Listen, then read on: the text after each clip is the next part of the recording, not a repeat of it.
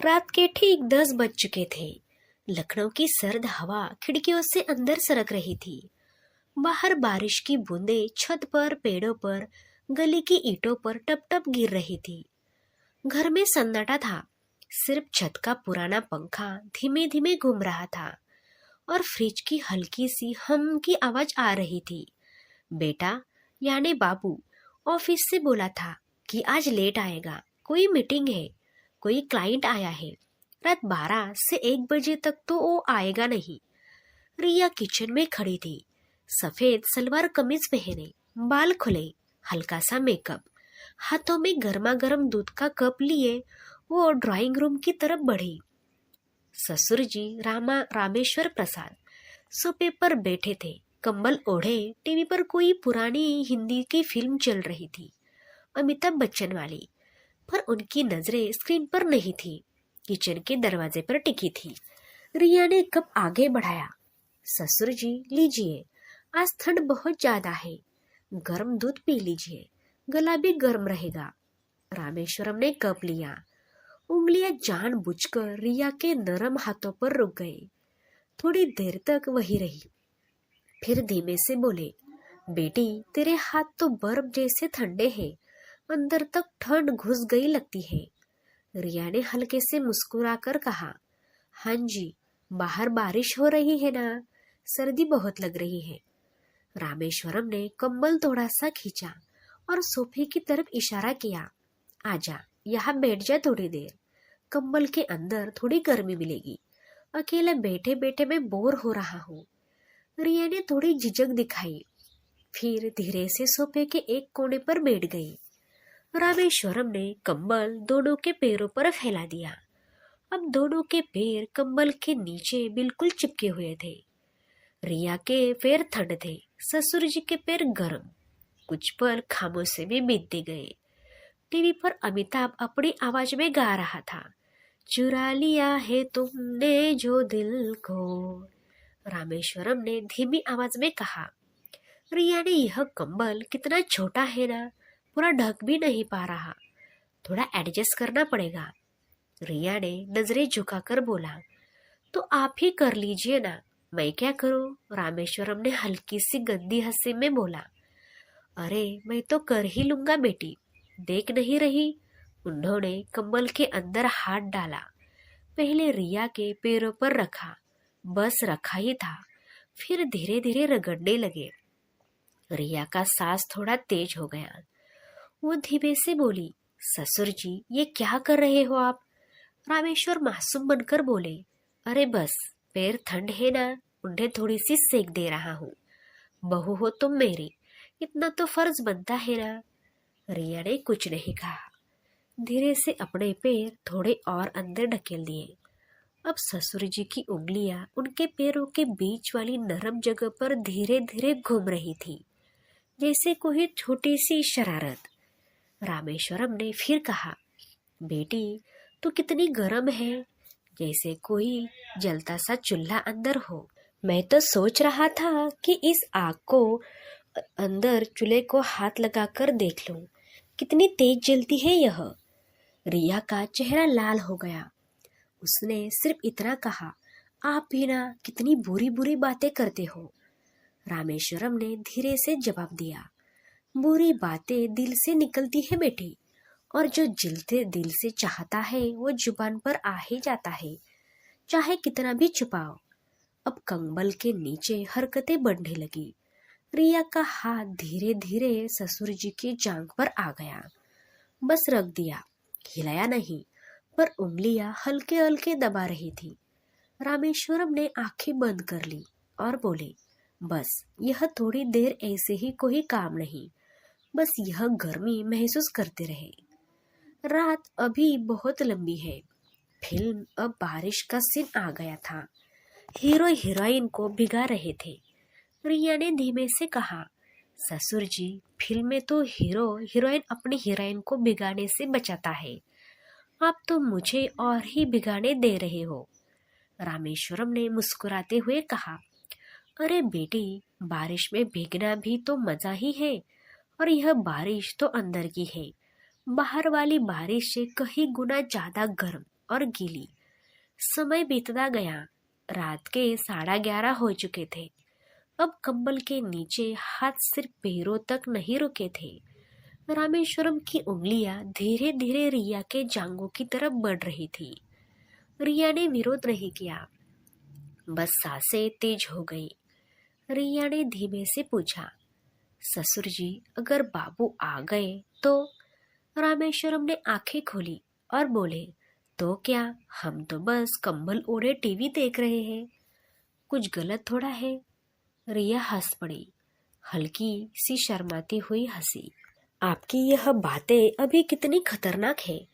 रामेश्वरम ने फिर कहा, खतरनाक तो तब होगी जब मैं कुछ और करने लगता, तभी तो बस हाथ फेर की बातें हैं। रिया ने शरारत से कहा, तो आप और क्या क्या करना चाहते हैं? रामेश्वरम ने एक पल रुककर बोला, जो दिल चाहता है बेटी, पर अभी तो बस इतना ही काफी है। बाकी की बातें दिल में ही रहने दो। अब दोनों के बीच सन्नाटा था, पर वह सन्नाटा बोल रहा था। कंबल के नीचे छोटी छोटी हरकतें जारी थी। कभी उंगलियां जांघ पर रगड़ना, कभी पैर आपस में रगड़ते, कभी रिया का हाथ ससुर जी की कमर के पास पहुंच जाना। रात के 12 बज गए। बाहर बारिश और तेज हो गई। बिजली चमक की गरज रही थी। रिया थोड़ा सहम गई। रामेश्वरम ने कंबल और कसकर खींचा। अब दोनों लगभग एक दूसरे से लगे हुए थे। रामेश्वरम ने कान के पास फुसफुसाया, डर मत बेटी, मैं हूं ना। रिया ने भी फुसफुसाकर कहा, मुझे डर नहीं लग रहा, बस दिल बहुत तेज से धड़क रहा है। रामेश्वरम ने मुस्कुराकर कहा, दिल की धड़कन तो सुनाई दे रही है, यह तो अच्छी बात है।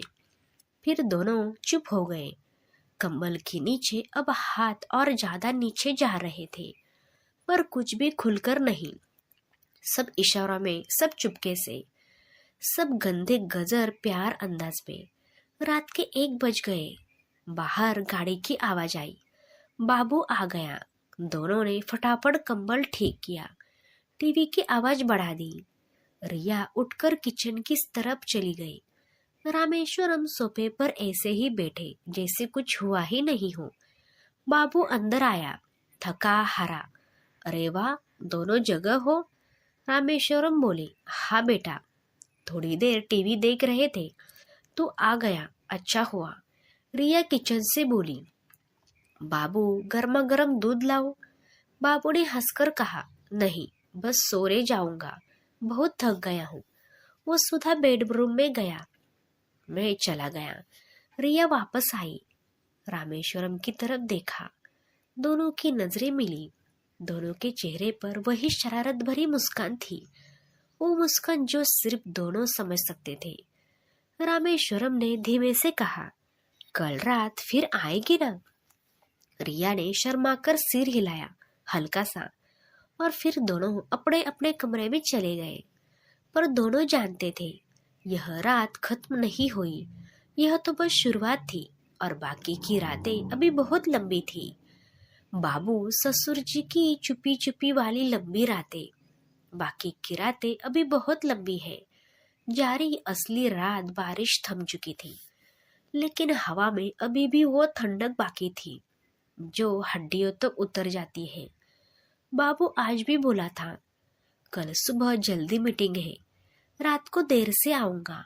रिया ने बस ठीक है कहा, लेकिन अंदर से उसका दिल कुछ और ही बोल रहा था। रात के 9:30 बजे। रामेश्वरम पहले से ही सोफे पर थे। आज कंबल की जगह एक मोटी कंबल वाली चादर बिछाई थी।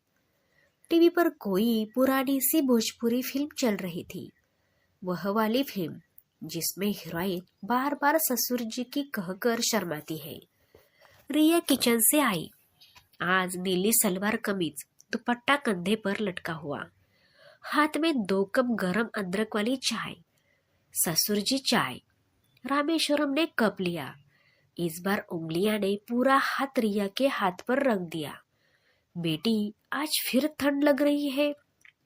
रिया ने हल्के से सिर हिलाया, बहुत ज्यादा। रामेश्वरम ने चादर की तरफ इशारा किया, आजा, आज चादर बड़ी है, पूरा ढक जाएगी। प्रिया बिना कुछ कहे बैठ गई। इस बार वह थोड़ी करीब बैठी। दोनों के कंधे लगभग छू ही रहे थे। चादर दोनों पर डाल दी गई थी। पहले कुछ मिनट चुप्पी, फिर रामेश्वरम ने धीमे से कहा, कल रात जो हुआ वो सपना था क्या? रिया ने नजरें झुकाकर बोला, सपना होता तो आज फिर ना बैठती। रामेश्वरम की सांस थोड़ी भारी हो गई। वो आज क्या चाहती है मेरी बहू?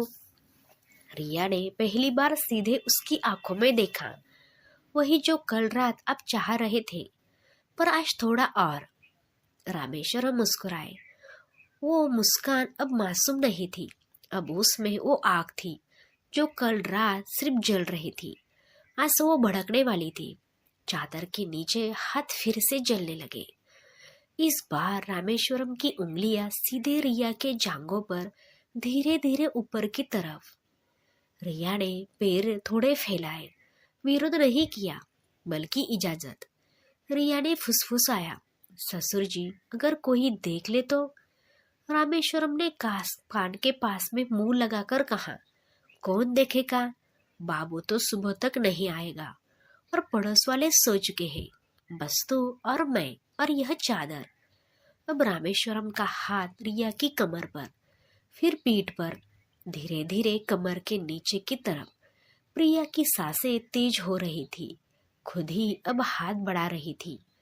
ससुर जी की छाती पर, फिर पेट पर, फिर और नीचे। रामेश्वरम ने आंखें बंद करके कहा, बेटी तू कितनी नरम है, जैसे रेशम को छू रहे हैं। मन बहक जाता है। रिया भैया ने शरारत से कहा, और आप अपनी उंगलियां कितनी शरारती है। रामेश्वरम हंसे। शरारत तो दिल की है, उंगलियां तो बस उसकी बात मान रही है। अब दोनों के बीच दूरी खत्म हो चुकी थी। रिया का सिर रामेश्वरम के कंधे पर था। रामेश्वरम का एक हाथ रिया के बालों में, दूसरा हाथ अब पूरी तरह रिया की जांघों के बीच में धीरे धीरे मसल रहा था। रिया की सिसकियां अब चुपके से निकल रही थी। रिया ने धीमे से कहा, ससुर जी यह गलत तो नहीं ना? रामेश्वरम ने जवाब दिया, गलत वही होता है जो दिल को दुखाए, ये तो दिल को सुकून दे रहा है। रिया ने मुस्कुराकर कहा, तो फिर सुकून देते रहिए, रात अभी बाकी है। रात के 11:30 हो चुके थे। अब चादर के नीचे सब कुछ और तेज हो गया था। रामेश्वरम ने रिया को अपनी गोद में खींच लिया। रिया अब लगभग उसके ऊपर लेटी हुई थी। चादर दोनों को ढक रही थी। रामेश्वरम ने रिया के कान में फुसफुसाया, बेटी आज तुझे पूरा सुकून दूंगा। रिया ने आंखें बंद कर ली और सिर्फ कहा, दे दीजिए सब कुछ, मैं आपकी ही हूँ आज। अब हरकतें और गहरी हो गई। चुंबन, गले लगना, हाथों की वह हरकतें जब अब इशारे नहीं बल्कि पूरा एहसास बन चुकी थी। रिया की सिसकियां अब दबी हुई थी।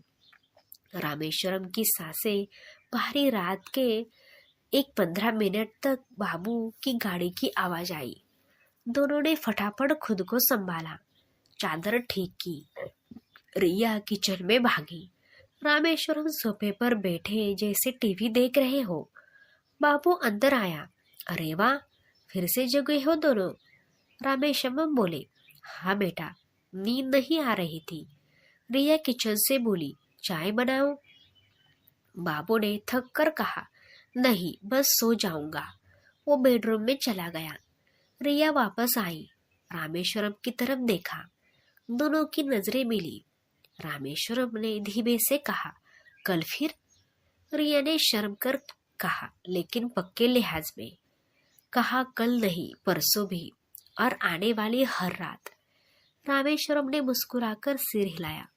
और दोनों जानते थे यह रातें अब कभी छोटी नहीं होंगी। यह रातें अब हमेशा लंबी रहेगी, क्योंकि जो आग जल रही है वो इतनी आसानी से तो बुझेगी नहीं। कहानी पसंद आई हो तो एक लाइक जरूर करना और कमेंट करें। कहानी का अगला पार्ट चाहिए तो कमेंट में बताइए। और चैनल को ज़रूर से सब्सक्राइब करिए।